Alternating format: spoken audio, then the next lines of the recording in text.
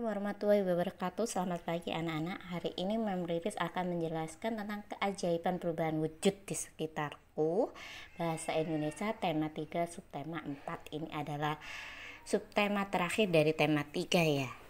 Keajaiban perubahan wujud di sekitarku atau di sekitar kita ini banyak sekali nak. Mungkin bisa kalian perhatikan atau mungkin kalian masih mengingat materi kemarin tentang perubahan wujud, contoh-contohnya itu termasuk adalah keajaiban perubahan wujud di sekitarku atau di sekitar kita. Di sini Mem Riris nanti akan menjelaskan beberapa keajaiban perubahan wujud. Tetapi sebelumnya kita coba perhatikan pada setiap harinya selalu terjadi perubahan wujud di sekitar kita. Misalnya saja pada pembuatan garam, proses terjadinya hujan atau siklus hidrologi, pembuatan agar-agar, pembuatan tempe tahu yang memerlukan proses memasak, kemudian menjemur pakaian dan proses pemanasan global.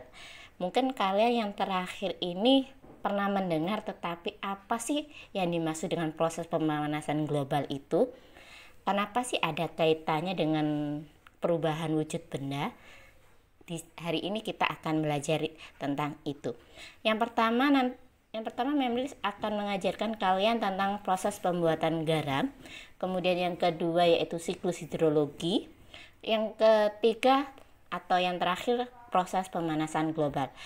Keajaiban perubahan wujud benda itu tidak hanya yang ada di slide-nya Mem Riris atau yang Mem Riris beritahu sekarang ini, tetapi banyak sekali. Ini hanya sekian aja, hanya beberapa saja keajaiban wujud benda. Jika kalian mengingat materi minggu kemarin, banyak kan, mungkin ada pembuatan perhiasan, itu juga menggunakan perubahan wujud benda.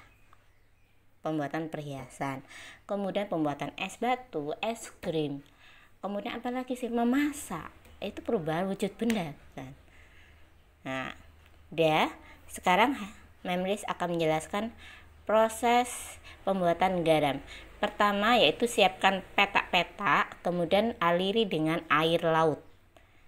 Kemudian yang kedua, air laut yang ada di petak-petak ini dipanasi oleh sinar matahari dan kemudian air-air itu mengalami penguapan dan menghasilkan kristal-kristal garam.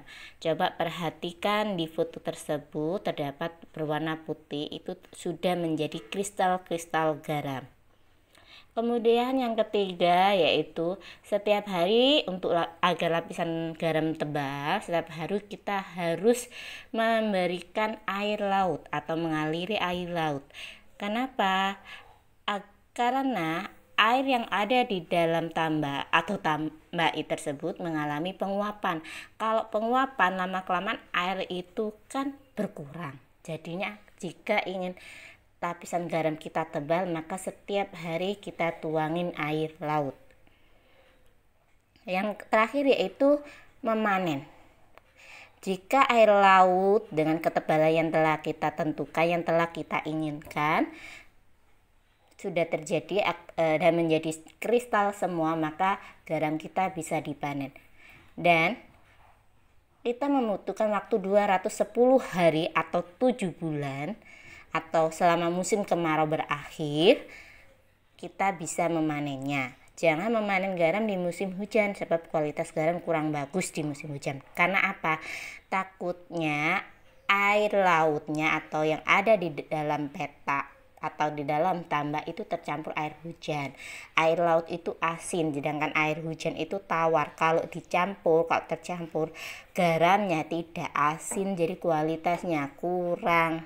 Itu tadi ya. Oke, jika ada pertanyaan untuk proses pembuatan garam, kalian bisa tuliskan di kolom komentar atau bisa tanya ke gurunya masing-masing. Kemudian yang kedua yaitu kita belajar tentang siklus hidrologi. Coba perhatikan gambar siklus hidrologi, atau mungkin kalian bisa melihat ini apa bedanya dengan proses terjadinya hujan, Mem. Mungkin kalau di sains kita katakan dengan water cycle. Nah, siklus hidrologi, proses terjadinya hutan atau water cycle itu sama saja.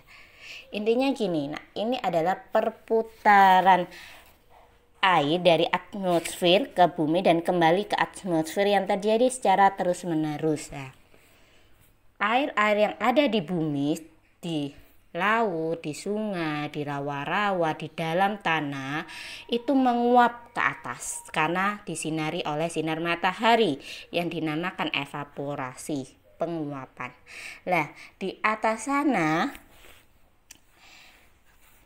sana uap air mengalami pendinginan dan menjadi titik-titik air. Proses ini disebut kondensasi. Kumpulan titik-titik air akan membentuk gumpalan awan. Jika awan sudah tidak cukup menampung titik-titik air tersebut akan turun ke bumi. Proses turunnya titik-titik air ini disebut presipitasi atau hujan. Susah mem, ada namanya evaporasi, kondensasi, dan yang terakhir presipitasi atau air hujan. Nah, itu tadi. Dan sampai kapanpun seperti itu tadi perputaran air itu di dalam di bumi ini. Jadi di bumi ini air dari zaman dulu sampai zaman sekarang tetap. Tetapi kenapa ada yang mengalami pengeringan, Mem? Kenapa ada yang sampai kebanjiran, Mem, pada saat musim hujan, Mem? Nah, ini kita akan bahas di pemanasan global. Sudah cukup jelas ya siklus hidrologi ya. Siklus hidrologi yang pertama, air-air yang di bumi ini mengalami penguapan yang disebut evaporasi. Kemudian air naik ke atas mengalami pendinginan dan membentuk titik-titik air disebut kondensasi. Dan titik-titik air ini berkumpul menjadi satu dan jika sudah tidak bisa muat lagi maka dia akan turun menjadi air hujan. Seperti itu ya. Kita lanjut ke proses terjadinya pemanasan global. Ini yang sangat berbahaya sekali ya pada perubahan wujud benda. Ini adalah yang berbahaya. Kenapa dikatakan berbahaya? Sebenarnya Memrilis akan menjelaskan faktor-faktornya dulu kenapa bisa terjadi pemanasan global. Yang pertama yaitu hutan-hutan yang gundul. Nah, atau perusakan hutan. Hutan ini bisa mengurangi yang namanya penyerapan karbon dioksida, ya kan, udara kotor. Udara kotor ini diserap oleh pohon. Masih ingat ya kemarin pohon. Nah, kalau di pagi hari pohon menghasilkan oksigen dan menyerap karbon dioksida. Tetapi kalau malam hari karbon dioksida ini mengeluarkan karbon dioksida. Jika malam hari pohon mengeluarkan karbon dioksida dan menyerap oksigen. Seperti itu ya. Nah, kalau tidak ada penyerapan karbon dioksida, udara yang ada di sekitar kita adalah udara kotor. Jika udara kotor kita hirup, itu bisa mengakibatkan apa, Nak? Sakit, Mem. Kemudian ada lagi yang namanya asap kendaraan bermotor, asap pabrik, asap pembakaran. Itu juga termasuk faktor terjadinya pemanasan global. Nah, kemudian ada yang namanya CFC, yaitu freon ini ya. Nah, freon ini pada AC, penggunaan AC sama penggunaan kulkas. Ini yang pengaruhnya. Jadi kalau kalian sering menggunakan AC, maka dalam kelamaan freonnya juga kadang-kadang mama kalian akan isi freon dulu, AC-nya belum diisi freon. Ini yang bisa mengakibatkan pemanasan global. Yang pertama tadi faktor-faktor pemanasan global ada hutan-hutan gundul atau kemudian asap kendaraan bermotor, asap pabrik, asap pembakaran. Kemudian ada freon. Itu. Kemudian banyak nggak, Mam? Ada penggunaan pupuk kimia. Nah, kalau lama-lamaan itu kan juga nggak bagus. Bisa melubangi lapisan bumi. Dan lapisan bumi ini ada 7 lapis. Kenapa bumi ini perlu lapisan? Karena sinar matahari itu sangat berbahaya sekali. Ya kan? Kenapa itu bumi itu dilapisi? Jika matahari langsung masuk ke bumi, itu bisa membakar apapun dan merusak apapun. Nah, kenapa itu ada lapisannya? Dan di sini ada lapisan atmosfer itu sendiri yang melindungi bumi, yang dekat dengan bumi itu ada lapisan atmosfer. Kalau lapisan atmosfer sampai berlubang, maka sinar matahari itu langsung masuk. Nah, bisa mengakibatkan fatal. Mungkin bisa, kalau pada manusia bisa menyebabkan kanker kulit. Oke ya, cukup jelas ya faktor terjadinya pemanasan global. Jadi ini tadi. Oke, kita lanjut ke akibat dari pemanasan global. Ini akibatnya dari pemanasan global, akibatnya dari banyaknya karbon dioksida di sekitar kita dan sinar matahari masuk langsung ke bumi kita. Apa sih yang terjadi? Yang pertama adalah suhu yang semakin panas mengakibatkan es di kutub mencair. Hal ini dapat menyebabkan permukaan air laut naik. Permukaan air laut yang naik dapat menyebabkan beberapa pulau tenggelam. Mungkin kalian pernah menonton On the Spot atau pernah mendengar atau pernah membaca ada pulau-pulau yang tenggelam atau kota-kota yang tenggelam. Ini tadi. Karena suhu air atau suhu yang semakin panas mengakibatkan es di kutub mencair. Maksudnya kutub itu kutub yang mana? Kutub utara sama kutub selatan. Pernah kalian melihat atau menonton kutub utara sama kutub selatan di TV? Itu kan ada salju-salju, ada gunung-gunungan salju. Jika kutub-kutub itu mencair, es batu itu kan mencair, ya kan? Lama-kelamaan air laut yang awalnya volume air laut yang awalnya cuma segitu, akhirnya ditambahin oleh pencairan salju tersebut. Lama-kelamaan dia akan naik. Ya, air laut itu tambah naik, dan pulau-pulau yang rendah maka dia akan tenggelam. Itu tadi, kota-kota yang terdapat yang rendah itu maka dia akan tenggelam. Kemudian akibat dari pemanasan global juga bisa mengakibatkan perubahan iklim. Kemudian perubahan periode musim yang lebih panjang atau pendek. Pada masanya Mama kamu mungkin 20 tahun yang lalu, 20-30 tahun yang lalu, itu musim itu bisa diketahui. Jadi orang itu bisa panen padi itu pada bulan apa saja, itu sudah diketahui. Dan April sampai Oktober itu adalah musim kemarau. Kemudian Oktober ke April itu dia masuk ke musim hujan. Tetapi sekarang kita mengalami kadang bulan 5 kemarin masih hujan Nah, terus kemarin seharusnya kan bulan ini kita sudah hujan, kenapa belum hujan? Mungkin ada beberapa yang sudah hujan, ada beberapa yang belum hujan, itu kan. Nah, ini juga mempengaruhi. Ada juga kalau pada periode musim ini lebih panjang atau lebih pendek, kita juga mengalami yang namanya akibatnya. Kalau dia di musim kemarau, ini bisa mengakibatkan yaitu kebakaran hutan dan kekeringan. Karena kalian pernah mendengar kebakaran hutan pada musim kemarau, terutama di wilayah atau di pulau Kalimantan, Sumatera, itu tadi. Dan tidak hanya di Indonesia saja, di luar negeri itu kalau udah musim kemarau, musim panas, mereka mengalami yang namanya kebakaran hutan. Tiba-tiba nggak ada yang membakar, tetapi membakar sendiri gitu. Dari mana? Sinar matahari itu tadi, panasnya sinar matahari itu bisa mengakibatkan kebakaran hutan. Pernah melihat ada orang-orang nyeplok telur itu di jalan, akhirnya matang karena itu panasnya matahari itu sangat segitu panasnya. Kemudian ban mobil leleh, nah itu kalau mulai akibat pemanasan global sampai segitunya. Dan kekeringan, banyak sekali daerah-daerah mengalami kekeringan. Katanya Riris tadi air di bumi ini tetap, kenapa ada yang mengalami kekeringan?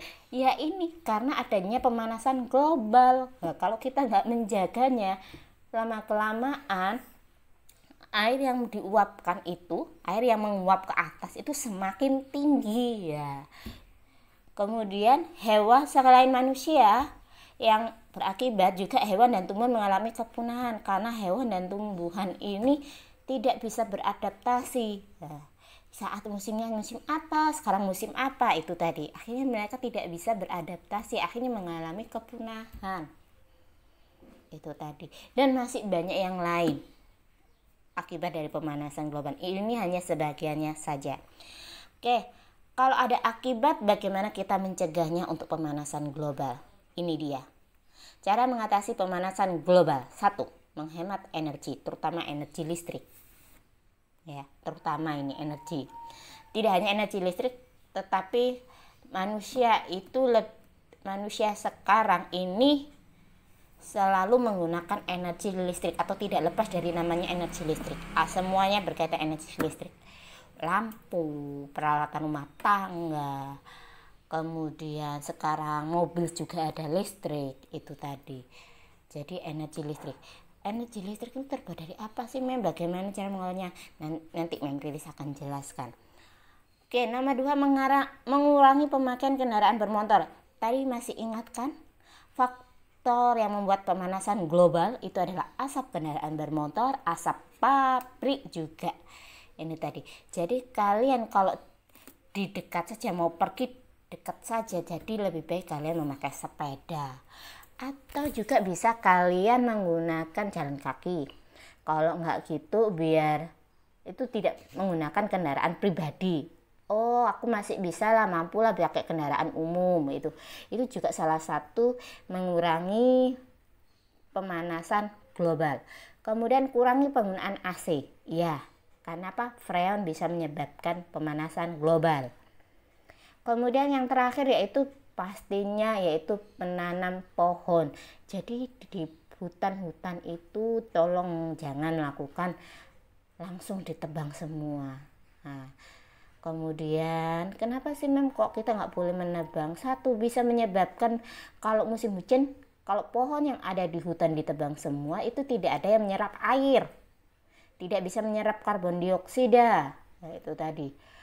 Jadi kalau pada musim hujan dia akan mengalami longsor, kemudian mengalami kekeringan. Kalau pada musim kemarau, kebakaran, itu tadi karena kekeringan kan, dia yang awalnya diserap sama. Coba perhatikan gini, pernah kalian memperhatikan hutan yang segar yang masih belum ada penebangan sama hutan yang gundul? Maka tanahnya akan berbeda. Kalau yang banyak pohonnya itu tanahnya akan basah. Tetapi kalau hutan gundul itu tanahnya akan kering. Itu tadi. Oke ya. Cukup jelas ya untuk cara mengatasi pemanasan global. Kalau ini kan hutan ya, Mem. Seandainya apakah di rumah saya boleh menanam pohon? Wah, ini wajib ya. Karena pohon itu sangat penting bagi hidup kita. Yaitu tadi fungsinya menyerap karbon dioksida dan menghasilkan oksigen. Kalau rumah kita banyak pohonnya, itu asri, udaranya lebih bersih, itu tadi. Jadi silakan kalian menanam pohon di rumah kalian. Salah satunya itu tadi untuk menjaga udara di rumah kalian menjadi udara yang bersih, itu tadi. Dan juga kalau kalian menanam pohon itu kalian juga sudah mengatasi pemanasan global.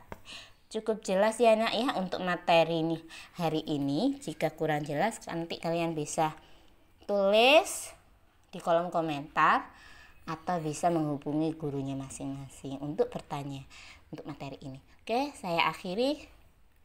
Wassalamualaikum warahmatullahi wabarakatuh.